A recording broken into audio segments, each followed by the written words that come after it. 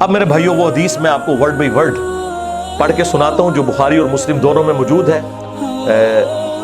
سورہ التوبہ کی آیت نمبر 118 کے کانٹیکسٹ میں کعب بن مالک کی توبہ کا بیان یہ صحیح بخاری میں باقاعدہ امام بخاری نے باب باندھا ہے, اور اس حدیث کا انٹرنیشنل نمبر ہے 4418, اور یہ حدیث مسلم میں بھی ہے 7016. ورڈ بائی ورڈ میں یہ حدیث بیان کروں گا کیونکہ اس کی رقت اسی میں ہے کہ میں اسے لفظ با لفظ بیان کروں, آپ اس تکلیف کا احساس کریں جس سے کعب بن مالک گزرے, اور پھر الٹیمیٹلی ان کی توبہ قبول ہوئی, اور ایسی توبہ قبول ہوئی کہ قیامت تک قرآن میں ان کی توبہ کا ذکر ہے کہ اللہ نے قبول کی, اور اس کی وجہ سے اس سورت کا نام سورہ توبہ ہے جب وہ غزوہ تبوک سے پیچھے رہ گئے. یہ ان کا بیٹا ہے عبداللہ, وہ اس حدیث کو بیان کرتا ہے. امام بخاری نے چند واسطوں سے ان کے بیٹے سے یہ حدیث لی ہے. وہ عبداللہ اور اس بیٹے کا ذکر امام بخاری نے کیا ہے کہ جب کعب رضی اللہ تعالیٰ عنہ نابینا ہو گئے تو ان کے بیٹوں میں سے عبداللہ ہی تھا جو ان کو راستے میں پکڑ کر چلایا کرتا تھا, مسجد تک لے جاتا تھا.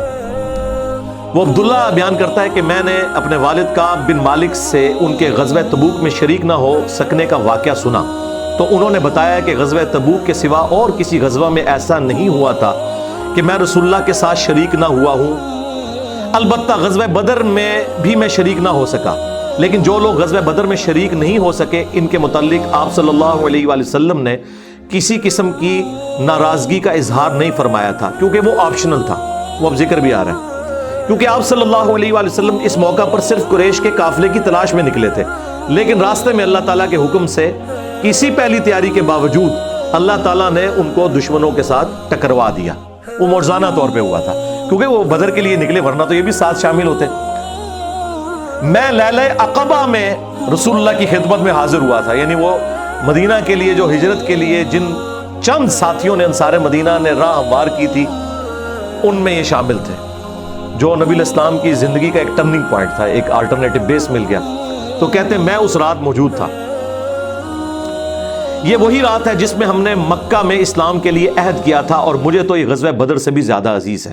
اوئے خیر, اگرچہ بدر کا لوگوں کی زبانوں پر چرچا زیادہ ہے, میرا واقعہ یہ ہے کہ میں اپنی زندگی میں کبھی اتنا قوی اور اتنا صاحب مال نہیں ہوا تھا جتنا غزوہ تبوک کے موقع پر, جبکہ میں آپ صلی اللہ علیہ وآلہ وسلم کے ساتھ تبوک کے غزوے میں شریک نہ ہو سکا. خدا کی قسم اس سے پہلے کبھی میرے پاس 2 اونٹ بھی جمع نہیں ہوئے تھے, لیکن اس موقع پر میرے پاس 2 اونٹ تھے. آپ صلی اللہ علیہ وآلہ وسلم جب کسی غزوے کے لیے تشریف لے جاتے تو آپ ذو معنی الفاظ استعمال کیا کرتے تھے, یعنی کوڈ ورڈز جن کے 2 معنی بنتے ہیں. وہ بخاری مسلم میں آیا کہ نبی الاسلام کہتے تھے کل ہم مشرق کی طرف جائیں گے, اور صحابہ کہتے ہیں ہم سمجھتے تھے کہ ہم نے مغرب کی طرف جانا ہے تاکہ جو منافقین ہیں وہ ہماری خبر لیک نہ کر سکیں. لیکن غزوہ تبوک وہ موقع تھا کہ گرمی بڑی سخت تھی, سفر بہت لمبا تھا, ریگستانی سفر تھا, اور دشمن کی فوج بھی کثرت سے تھی. رومن امپائر 700 کلومیٹر ریگستانی سفر, تمام مشکلات سامنے تھیں. اس لیے آپ صلی اللہ علیہ وآلہ وسلم نے مسلمانوں سے اس غزوے کے متعلق بہت تفصیل کے ساتھ بتا دیا تھا. یعنی یہ ظاہر ایک مشکل وقت تھا تو حضور نے کھول کے بیان کیا کہ بھائی ادھر ہی جا رہے ہیں. یعنی مطلب یہ ہے کہ جو یہ نعرے لگاتے ہیں نا کہ غلامی رسول میں موت بھی قبول ہے اور ٹکٹ کٹا لے اپنا, تاکہ اس کے مطابق پوری طرح تیاری کر لیں. چنانچہ آپ صلی اللہ علیہ وآلہ وسلم نے اس کی سمت بھی نشاندہی کر دی جدھر سے آپ کا جانے کا ارادہ تھا. مسلمان بھی آپ علیہ السلام کے ساتھ بہت زیادہ تھے, اتنے کہ کسی رجسٹر میں سب کے ناموں کا لکھنا بہت مشکل تھا. کعب کہتے ہیں کہ کوئی بھی شخص اگر اس غزوے میں شریک نہ ہونا چاہتا تو وہ خیال کر سکتا تھا کہ اس کی غیر حاضری کا کسی کو پتہ نہیں چلے گا سوائے اس کے کہ اس کے متعلق وحی نازل ہو. تو حضرت کعب کا کیا عقیدہ تھا کہ نبی الاسلام ان کے صحابہ کے پاس علم غیب نہیں تھا جب تک کہ اللہ تعالیٰ وحی کے ذریعے نہ بتا دے. تو باب شاہی کوئی نہیں, ہاں ایسے میں بولا کہ نہ بولا, میرے نبی سا ہے ہی کوئی نہیں, تیرے باب شاہی کوئی نہیں. اور یہ عقیدہ صحابہ کا کہ علم غیب یہ ہے کہ اللہ بتائے. آپ صلی اللہ علیہ وآلہ وسلم جب اس غزوے کے لیے تشریف لے جا رہے تھے تو پھل پکنے کا زمانہ تھا اور سایہ میں بیٹھ کر لوگ آرام کرتے تھے. اچھا دیکھیں اللہ کی آزمائش کہ پھل پک کے تیار ہو جائے تو آپ نے ٹائملی اتارنا ہے, اگر آپ نے نہیں اتارا تو وہ تو آپ کی پورے سال کی اکانومی اس سے وابستہ ہے. اللہ نے عین اس ٹائم پہ آزما لیا کہ ٹھیک ہے اب تم نبی کے ساتھ جاؤ. اب بعد میں بھی بھوک نظر آ رہی ہے, کہتے ہیں لوگ بیٹھ کے نا چوراہوں پہ یہی باتیں کرتے تھے. آپ صلی اللہ علیہ وآلہ وسلم بھی تیاریوں میں مصروف تھے اور آپ کے ساتھ مسلمان بھی, لیکن میں روزانہ سوچا کرتا تھا کہ کل سے میں بھی تیاری کروں گا. وہی جو آج کہتے ہیں جی کل تو انشاءاللہ داڑھی بھی رکھ لینی ہے, بس میرے بچیوں کے ہاتھ پیلے ہو جائے تو میں تو مسجد میں بیٹھا رہوں گا. یہ وہی چیز ہے, یہ ہر انسان پہ اسے طول عمل کہتے ہیں, لمبی امیدیں لگانا. میں روزانہ اسے ٹالتا رہا. مجھے اس کا یقین تھا کہ میں تیاری کر لوں گا, مجھے آسانیاں میسر تھی. یوں ہی وقت گزرتا رہا اور آخر لوگوں نے اپنی تیاریاں بھی مکمل کر لی اور آپ صلی اللہ علیہ وآلہ وسلم مسلمانوں کو ساتھ لے کر روانہ بھی ہو گئے. اس وقت تک میں نے کوئی تیاری نہیں کی تھی. اس موقع پر میں نے اپنے دل کو یہی سمجھایا کل یا پرسوں تک تیاری کر لوں گا, پھر لشکر سے تیزی سے جا کر مل جاؤں گا. کوچ کے بعد دوسرے دن بھی میں نے تیاری کے لیے سوچا, لیکن کچھ نہ ہو سکی. پھر تیسرے دن سوچا اور اس دن بھی کوئی تیاری نہ ہو سکی. اور یوں وقت گزرتا گیا اور اسلامی لشکر بہت آگے بڑھ گیا. غزوہ میں میرے شرکت کے لیے بات اب دور کی بات ہو گئی اور میں یہی ارادہ کرتا رہا کہ یہاں سے چل کر اب ان تک نہیں پہنچ سکوں گا. تھیندے تھیندے تھی گیا. کاش میں نے ایسا کر لیا ہوتا, لیکن یہ میرے نصیب میں نہیں تھا. اچھا, جرم ہو جانے کے بعد آپ یہ کہہ سکتے ہیں میری تقدیر میں یہ لکھا تھا, پہلے نہیں. وہ تو پھر اللہ پہ آپ بہتان مان دیں گے نا کہ میں نماز اس لیے نہیں پڑھ رہا کہ اللہ نے میرا مقدر کیا ہے کہ میں اگلی نماز نہ پڑھوں نہ. ہاں, بعد میں آپ کہہ سکتے ہیں کہ میری تقدیر میں لکھا تھا کہ میں اتنا بدبخت ہوں کہ میں نماز چھوڑوں گا, اور وہ چھوڑوں گا اپنی مرضی سے. اللہ نے تو اپنے علم سے فورسی کیا. آپ صلی اللہ علیہ وآلہ وسلم کے تشریف لے جانے کے بعد جب میں باہر نکلتا تو مجھے بڑا دکھ ہوتا, اوئے ہوئے, کیونکہ یا تو وہ لوگ نظر آتے تھے جن کے چہروں سے نفاق ٹپکتا تھا. ہاں, اب پیچھے رہنے والے تو وہ تھے جو ہے ہی منافقین تھے شکلوں سے, ٹھیک ہے, یا پھر وہ لوگ تھے جنہیں اللہ نے معذور اور ضعیف قرار دے کر معاف کر دیا تھا. وہ سورہ التوبہ میں 92 نمبر آیت میں گزرا ہے نا کہ وہ لوگ پھر رسول اللہ سے اس حال میں واپس ہوتے ہیں کہ ان کی آنکھیں آنسوؤں سے تر ہوتی ہیں کہ نہ حضور انہیں کوئی سواری دے سکتے ہیں, غریب لوگ ہیں. اور وہ لوگ بھی جو مریض ہیں ان کو اللہ تعالیٰ نے اس حوالے سے چھٹکارا دے دیا. آپ صلی اللہ علیہ وآلہ وسلم نے میرے بارے میں کسی سے کچھ نہیں پوچھا, لیکن جب آپ تبوک پر پہنچے تو وہیں ایک مجلس میں آپ نے دریافت کیا کہ کعب نے کیا کیا. آپ نظروں میں تو تھا نا جی, خاص بندے جو ہوتے ہیں وہ نظروں میں تو ہوتے ہیں. یعنی یہ تو ایکسپیکٹ ہی نہیں نہ کیا جا سکتا کہ مین ٹیم ممبر پیچھے رہ جائے. تو اس سے اندازہ لگائے کہ حضرت کعب بن مالک کو چھوٹے بندے نہیں تھے. بنو سلمہ کے ایک صاحب نے کہا یا رسول اللہ اس کے غرور نے اسے آنے نہیں دیا. اس پر حضرت معاذ ابن جبل بولے تم نے بری بات کہی. یا رسول اللہ خدا کی قسم ہمیں ان کے متعلق خیر کے سوا کچھ معلوم نہیں.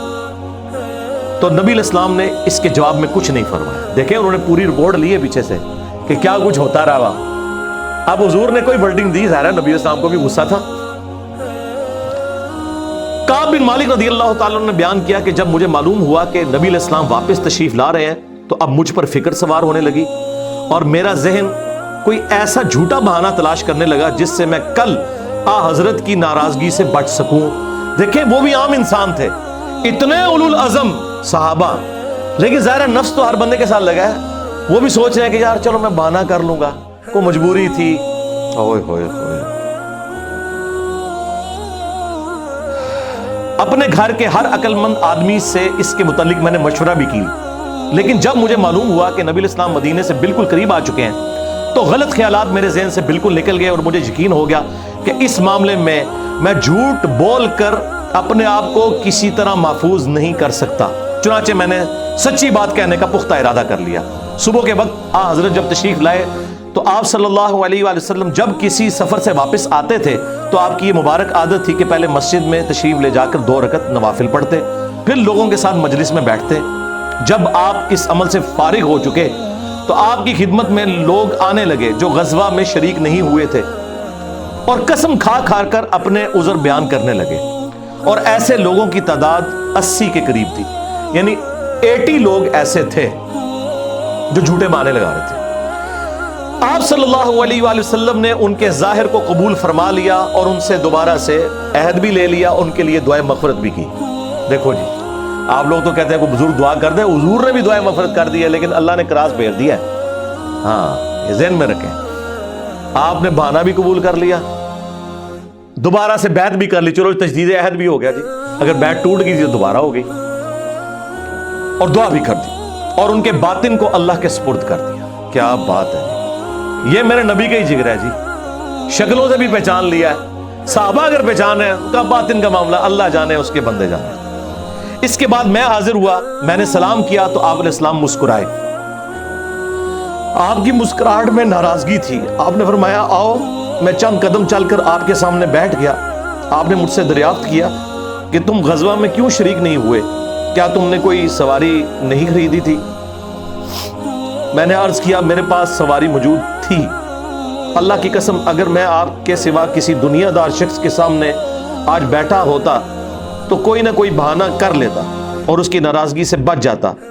مجھے خوبصورتی کے ساتھ گفتگو کا سلیقہ بھی معلوم ہے, لیکن اللہ کی قسم مجھے یقین ہے کہ اگر آج میں آپ کے سامنے کوئی جھوٹا بہانہ کر بھی دوں اور آپ راضی بھی ہو جائیں تو بہت جلد اللہ تعالیٰ آپ کو مجھ سے ناراض کر دے گا. کیونکہ میں بظاہر تو بہانہ کروں گا, لیکن اللہ تو وہی کے ذریعے آپ کو بتا دے گا یہ جھوٹ بول رہا ہے. اس کی بجائے اگر میں آپ سے سچی بات کروں تو یقیناً آپ کو میری طرف سے ناراضگی تو ہوگی, لیکن اللہ سے مجھے امید ہے کہ وہ مجھے معاف کر دے گا. خدا کی قسم مجھے کوئی عذر نہیں تھا. اللہ کی قسم اس وقت سے پہلے میں کبھی اتنا آسودہ حال نہیں تھا, اور پھر بھی میں آپ کے ساتھ شریک نہ ہو سکا. نبی علیہ السلام نے فرمایا کہ اس نے سچی بات بتا دی. اچھا اب جاؤ یہاں تک کہ اللہ تمہارے بارے میں خود ہی کوئی فیصلہ کرے. میں اٹھ گیا اور میرے پیچھے بنو سلمہ کے کچھ لوگ بھی دوڑے آئے اور مجھ سے کہنے لگے اللہ کی قسم ہمیں تمہارے متعلق یہ معلوم نہیں تھا کہ اس سے پہلے تم نے کوئی گناہ کیا ہو, تم نے تو بڑی غلطی کی. آپ علیہ السلام کے سامنے ویسے ہی کوئی بہانہ کر دیتے جیسا کہ دوسرے لوگوں نے کیا.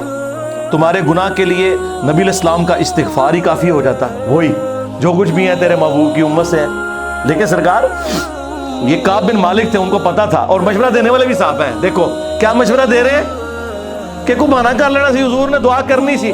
مینٹالٹی اس زمانے میں بھی اس طرح ہی تھی. یہ نہ سمجھیں آج کے لوگ ہی کہتے ہیں, اس زمانے میں بھی ڈھیلے مسلمان تو تھے, تو حضور نے تیری دعا کر دینی تھی.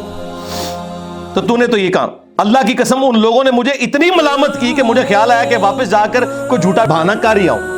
اندازہ کرو ایڈا انہوں نے جناب انہوں نے کیتا کہ چلو ٹھیک ہے میں جا کے بہانہ کر لوں. پھر میں نے ان سے پوچھا کیا میرے علاوہ کسی اور نے بھی کوئی ایسا عذر بیان کیا ہے؟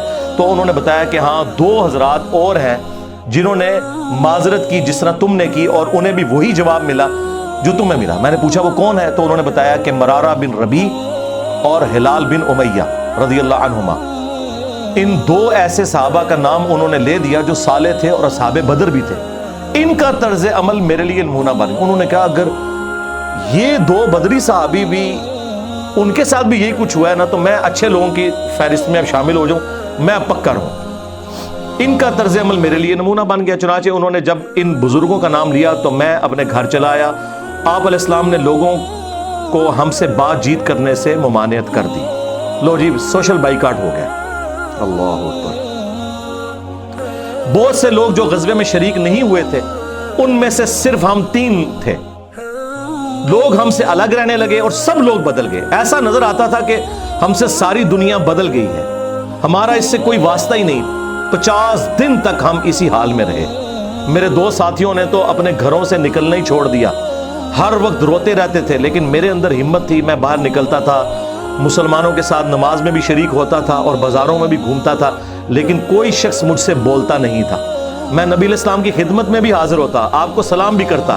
جب آپ نماز کے بعد مجلس میں بیٹھتے تو میں اس کی جستجو میں لگا رہتا کہ دیکھوں سلام کا جواب دیتے ہیں یا نہیں, اور میری نظر حضور کے ہونٹوں کی طرف ہوتی کہ جواب میں ہلے یا نہیں. کنکھیوں سے دیکھتے رہتے, اب حضور جواب بھی نہیں دے رہے. پھر میں کوشش کرتا کہ آپ کے قریب ہی نماز پڑھوں, اور میں آپ کو کنکھیوں سے دیکھتا رہتا ایسے کر کے. جب میں اپنی نماز میں مشغول ہو جاتا تو رسول اللہ میری طرف دیکھتے, لیکن جو ہی میں آپ کی طرف دیکھتا تو آپ روح انور پھیل دیتے. ظاہر ہے حضور کو بھی تو محبت تھی اپنے صاحب کے ساتھ. حضور دیکھتے تھے, وہ جب یعنی اپنی ناراضگی کا اظہار وہ اگر نماز میں بھی حضور کی طرف دیکھتے تو حضور چہرہ انور پھیل لیتے. تو میں ایک دن ابو قتادہ کے باغ کی دیوار پر چڑھ گیا. وہ میرے چچا زاد بھائی تھے اور مجھے ان سے بہت گہرا تعلق تھا.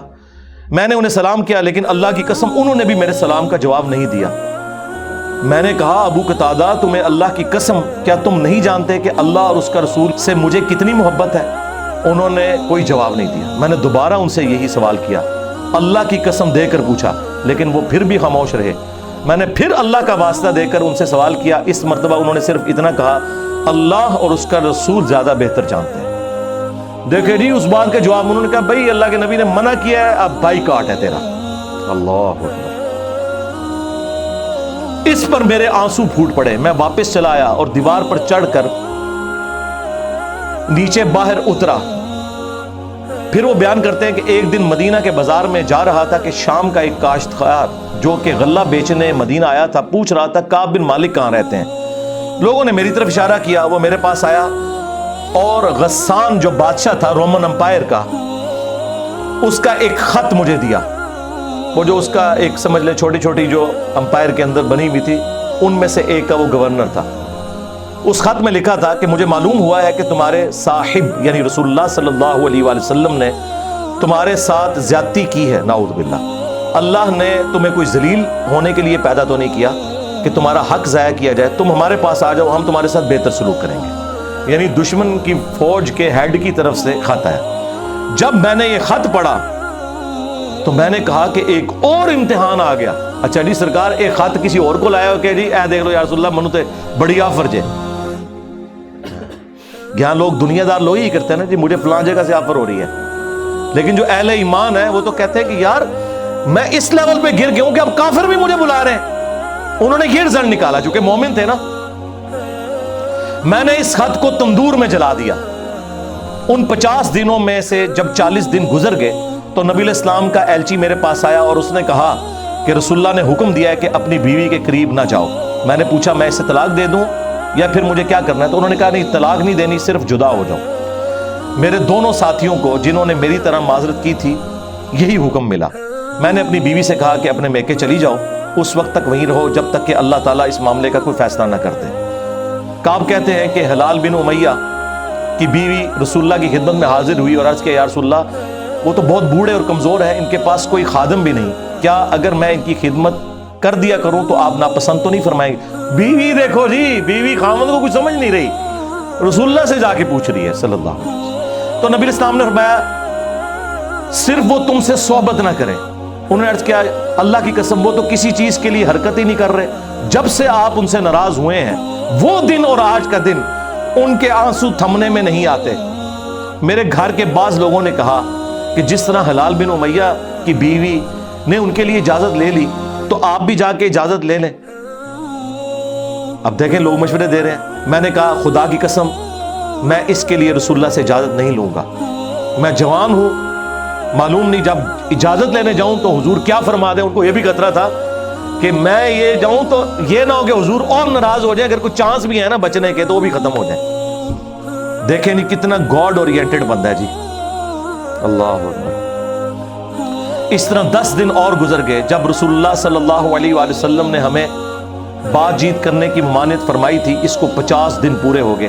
50ویں رات کی صبح کو جب میں فجر کی نماز پڑھ چکا اور اپنے گھر کی چھت پر بیٹھا ہوا تھا، اس طرح جیسا کہ اللہ تعالیٰ نے ذکر کیا وہ ہم آیت پڑھ چکے ہیں، سورہ توبہ کی آیت نمبر 118، جس میں تھا نا کہ زمین وسعت کے باوجود تنگ ہو گئی اور ان کا دم گھٹنے والا تھا۔ میرا دم گھٹ رہا تھا، زمین اپنی تمام وسعتوں کے باوجود میرے لیے تنگ ہوتی جا رہی تھی۔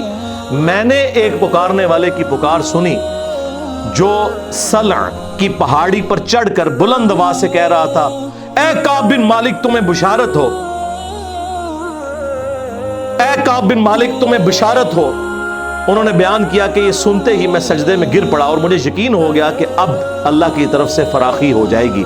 فجر کی نماز کے بعد رسول اللہ صلی اللہ علیہ وآلہ وسلم نے اللہ کی بارگاہ میں ہماری توبہ کی قبولیت کا اعلان کر دیا۔ لوگ میرے پاس بشارت دینے کے لیے آنے لگے اور میرے 2 ساتھیوں کو بھی جا کر بشارت دی۔ ایک صاحب زبیر بن عوام اپنا گھوڑا دوڑاتے ہوئے آئے، ادھر قبیلہ اسلم کے ایک صحابی نے پہاڑی پر چڑھ کر آواز دی اور وہ آواز گھوڑے سے زیادہ تیز تھی۔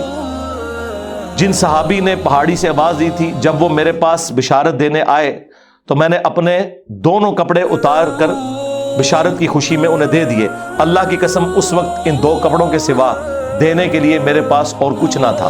پھر میں نے ابو قتادہ سے 2 کپڑے ادھارے مانگے اور رسول اللہ کی خدمت میں حاضر ہوا۔ جوگ در جوگ لوگ مجھ سے ملاقات کرتے جا رہے تھے اور مجھے توبہ کی قبولیت پر بشارت دیتے جا رہے تھے۔ اللہ کی بارگاہ میں توبہ کی قبولیت مبارک ہو۔ کعب رضی اللہ تعالیٰ عنہ بیان کرتے ہیں کہ آخر میں مسجد میں داخل ہوا تو رسول اللہ صلی اللہ علیہ وآلہ وسلم تشریف رکھتے تھے۔ چاروں طرف صحابہ کا مجمع تھا۔ طلحہ بن عبید اللہ دوڑ کر میری طرف آئے اور مجھ سے مصافحہ کیا اور مبارکباد دی۔ اللہ کی قسم وہاں موجود مہاجرین میں سے کوئی شخص بھی میرے آنے پر کھڑا نہ ہوا۔ طلحہ رضی اللہ تعالیٰ عنہ کا یہ احسان میں کبھی نہیں بھولوں گا کہ انہوں نے کھڑے ہو کر میرا استقبال کیا۔ جب میں نے رسول اللہ کو سلام کیا تو آپ علیہ السلام کا چہرہ مبارک خوشی اور مسرت سے دمک اٹھا۔ اس مبارک دن کے لیے تمہیں بشارت ہو، اس مبارک دن کے لیے تمہیں بشارت ہو جو تمہاری عمر کا سب سے مبارک دن۔ واقعی جی اس سے بڑی کوئی مبارک بات نہیں ہو سکتی کسی شخص کے لیے کہ اللہ تعالیٰ اس کی توبہ کی اناؤنسمنٹ کر دے اور پھر قیامت تک قرآن میں وہ آیات پڑھی جائیں۔ انہوں نے بیان کیا کہ میں نے عرض کیا یا رسول اللہ یہ بشارت آپ کی طرف سے ہے یا اللہ کی طرف سے؟ فرمایا نہیں، اللہ کی طرف سے۔ اور نبی علیہ السلام جب کسی بات پر خوش ہوتے تو چہرہ مبارک روشن ہو جاتا تھا، ایسے جیسے چاند کا ٹکڑا ہو۔ آپ کی مسرت ہم چہرہ مبارک سے سمجھ جاتے تھے۔ پھر جب میں آپ کے سامنے بیٹھ گیا تو عرض کیا یا رسول اللہ اپنی توبہ کی قبولیت کی خوشی میں میں اپنا مال اللہ اور اس کے رسول کی راہ میں صدقہ کر دوں؟ آپ نے فرمایا لیکن کچھ مال اپنے پاس رکھ لو، یہ زیادہ بہتر ہے۔ میں نے عرض کیا کہ پھر میں خیبر کا حصہ اپنے پاس رکھ لیتا ہوں۔ پھر میں نے عرض کیا یا رسول اللہ اللہ نے مجھے سچ بولنے کی وجہ سے نجات دی، اب میں اپنی توبہ کی قبولیت کی خوشی میں آپ سے یہ وعدہ کرتا ہوں کہ جب تک زندہ رہوں گا سچ کے سوا کوئی بات زبان پر نہیں لاؤں گا۔ بس اللہ کی قسم جب سے میں نے رسول اللہ کے سامنے یہ عہد کیا صلی اللہ علیہ وآلہ وسلم، میں کسی ایسے مسلمان کو نہیں جانتا کہ جسے اللہ نے سچ بولنے کی وجہ سے اتنا نوازا ہو جتنی نوازشات مجھ پر کی سچ بولنے کی وجہ سے۔ جب سے میں نے نبی علیہ السلام کے سامنے یہ عہد کیا پھر آج تک میں نے کبھی جھوٹ بولنے کا ارادہ بھی نہیں کیا، اور مجھے امید ہے کہ اللہ تعالیٰ باقی زندگی بھی مجھے اس سے محفوظ رکھے گا۔ اور اللہ نے اپنے رسول پر آیت نازل کی اور وہی آیت نمبر 118 اور 119 نمبر، یقیناً اللہ تعالیٰ نے نبی مہاجرین اور انصار کی توبہ قبول کی اور پھر وَكُونُوا مَعَ الصَّادِقِينَ تک۔ خدا کی قسم اللہ تعالیٰ کی طرف سے اسلام کے لیے ہدایت کے بعد میری نظر میں رسول اللہ کے سامنے سچ بولنے سے بڑھ کر اللہ کا مجھ پر کوئی اور انعام نہیں ہوا کہ میں نے جھوٹ نہیں بولا اور اس طرح اپنے آپ کو ہلاکت سے بچا لیا۔ جیسا کہ جھوٹ بولنے والے ہلاک ہوئے، نزول وحی کے زمانے میں جھوٹ بولنے والوں پر اللہ تعالیٰ نے اتنی شدید وعید فرمائی جتنی شدید وعید کسی اور کے لیے نہیں تھی۔ اور وہ سورہ التوبہ کی آیت نمبر 96 کا انہوں نے پھر یہاں پہ حوالہ دیا کہ ان قریب جب تم اے نبی واپس جاؤ گے تو یہ جھوٹے بہانے کریں گے، اور اگر تم ان سے راضی بھی ہو جاؤ اللہ تعالیٰ ان سے راضی نہیں ہوگا۔ کعب کہتے ہیں کہ چنانچہ ہم 3 ان لوگوں کے معاملے سے جدا رہے جنہوں نے رسول اللہ کے سامنے جھوٹی قسمیں کھائی تھیں اور آپ نے ان کی بات مان بھی لی تھی اور ان سے بیعت بھی لے لی اور ان کے لیے دعائے مغفرت بھی کی۔ ہمارا معاملہ رسول اللہ نے چھوڑ دیا اور اللہ نے خود اس کا فیصلہ کیا، اور پھر اللہ تعالیٰ نے یہ آیت نازل کی جو ہم نے یہ پڑھی سورہ التوبہ کی آیت نمبر 118، وَعَلَى الثَّلَاثَةِ الَّذِينَ خُلِّفُوا حَتَّى إِذَا ضَاقَتْ عَلَيْهِمُ الْأَرْضُ بِمَا رَحُبَتْ وَضَاقَتْ عَلَيْهِمْ أَنفُسُهُمْ وَظَنُّوا أَن لَّا مَلْجَأَ مِنَ اللَّهِ إِلَّا إِلَيْهِ ثُمَّ تَابَ عَلَيْهِمْ لِيَتُوبُوا إِنَّ اللَّهَ هُوَ التَّوَّابُ الرَّحِيمُ۔